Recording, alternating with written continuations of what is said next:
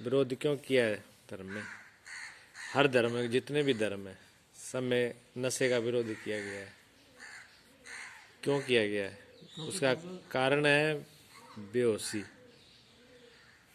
बेहोशी, नशा में होश आता है कि बेहोश आता है? बेहोश होता है। और धर्म में चाहिए होश, ध्यान चाहिए, हर बात में, हर चीज़ में होश चाहिए। जो आदमी पैर पैर पे भूलता है, हर चीज़ भूलता है, उसको ध्यान ही नहीं रहता, वो नशे में ही है, वो होश में नहीं है, वो नशे में ही है। नशा नहीं कर रहा तो भी नशा है।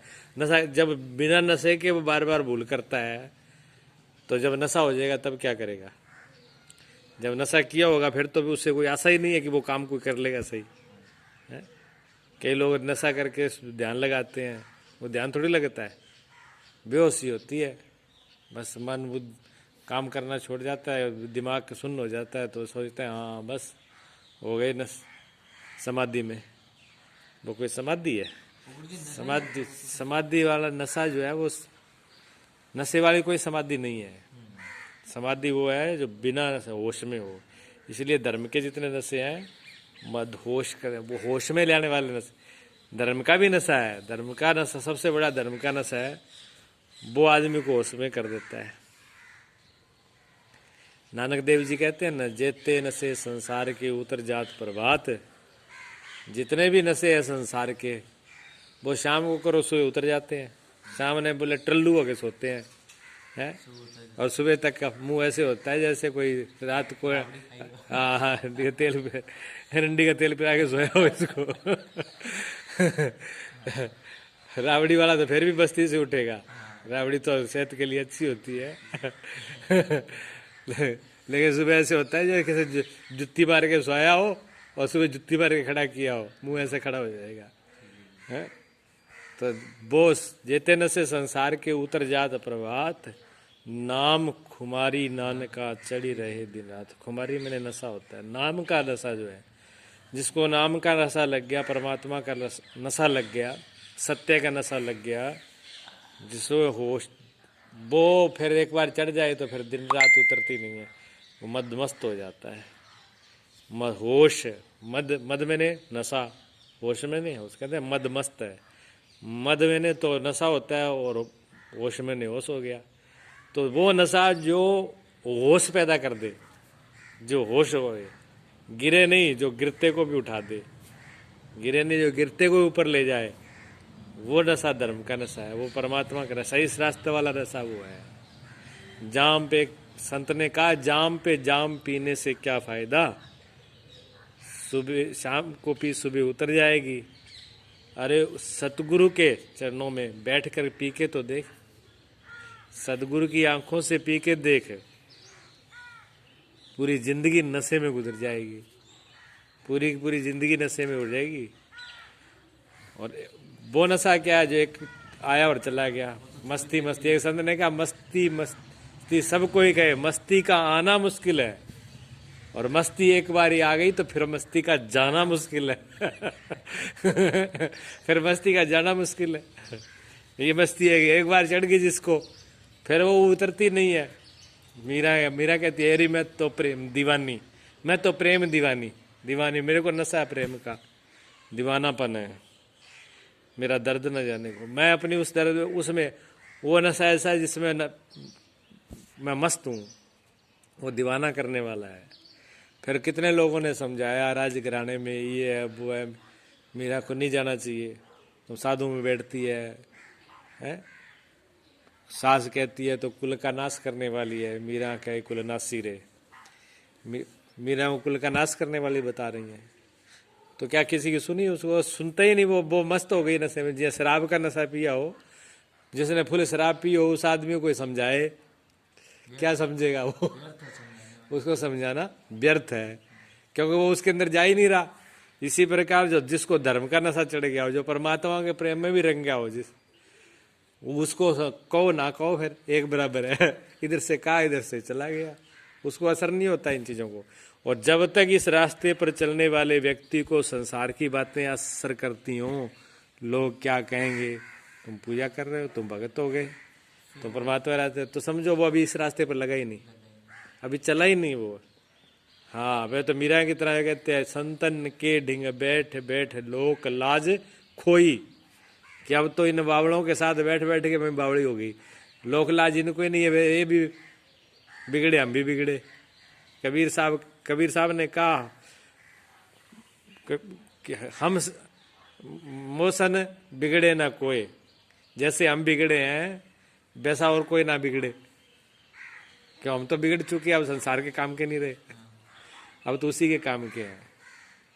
जैसा कबीर बिगड़ा वैसा कोई ना बिगड़े, तो एक अर्थ में तो वो बिगड़े क्योंकि वो संसार के काम के नहीं रहे, जनता के काम के नहीं, वो परमात्मा के मस्ती में मस्त हो चुके।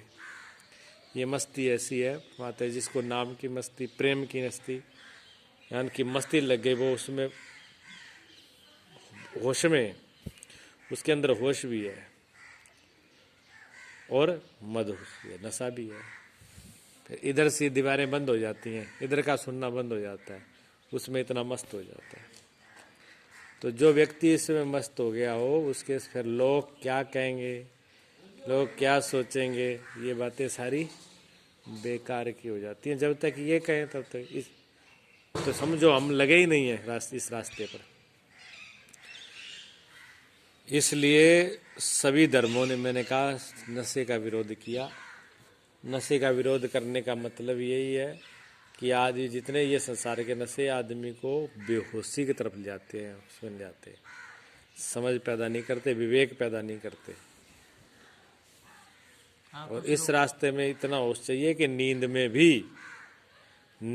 भी आदमी जागता रहे, ऐसा होश चाहिए। भगवान कहते हैं ना, योगी कौन है, जो निद्रा में, हाँ, जो हर वक्त जागता रहता है, रात्रि को भी जो बेहोशी में नहीं होता, अंदर का होश उसका काम करता है।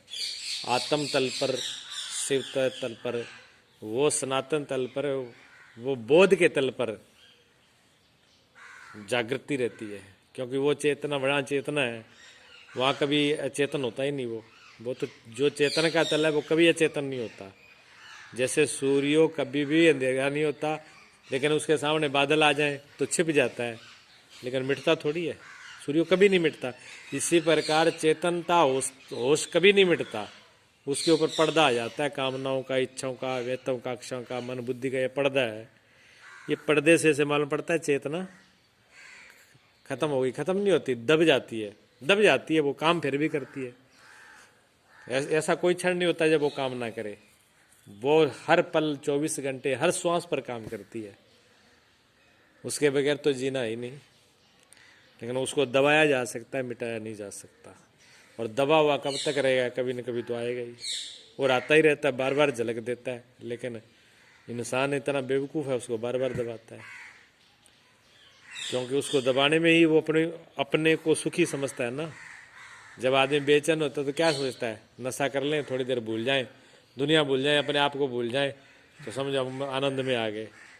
जहाँ कुछ और संगीत में लगा देगा, सिनेमा में उड़ जाएगा, खाने पीने में लगा देगा, युद्ध में लगा देगा, मतलब अपने को कहीं न कहीं बार ऐसी जगह उलझाए जिसमें वो अपने को भूल जाए। भूलना ही तो नशा है, भूलना ही तो अज्ञान है। जहाँ अपने को भूलना हो, वो किसी विषय में जहाँ अपने को आदमी भूलता है वही नशा है। और जहाँ अपने आप को जागृत कर लेता है, होश आ जाता है, शिवो हम सो हम, शिवो हम, मैं शिवो हूँ, मैं सच्चिदानंद हूँ, अहम ब्रह्मस्मि, मैं ब्रह्म हूँ। अपनी अहमता, ब्रह्म ने ब्रह्मांड, ब्रह्म ने जो सर्वत्र फैला हुआ है, जो सर्व शक्ति सब जगह विराजमान है, वही मैं। उसके साथ जो एकता कर लेता है, इसका अनुभव करता है, वो होश में होता है। इसलिए होश थोड़ी थोड़ी जगह से जगाना चाहिए, हर क्रिया में, हर काम में, चलने में, उठने में, बैठने में। काम कर रहे हो, काम बिगड़ रहा है बार बार, क्यों बिगड़ रहा है, होश में नहीं है, होश में रहो ना। होश में जब तक नहीं रहोगे तब तक बार बार आपको ये बात बोली जाएगी, डांटी जाएगी। जैन फकीर तो ऐसे थे पुराने, अपने शिष्य, जब कोई शिष्य जाता था तो उन्होंने कहा, गुरुजी हम दीक्षा लेने के लिए आए हैं। उन्होंने कहा, बेटा पहले 6 महीने की परीक्षा चलेगी, अगर परीक्षा में पास हो गया तो तुम्हें दीक्षा करेंगे। तो कोई तो भाग जाता था पहले ही, कोई रुकता था। उन्होंने कहा ठीक, शिष्य रुक गया।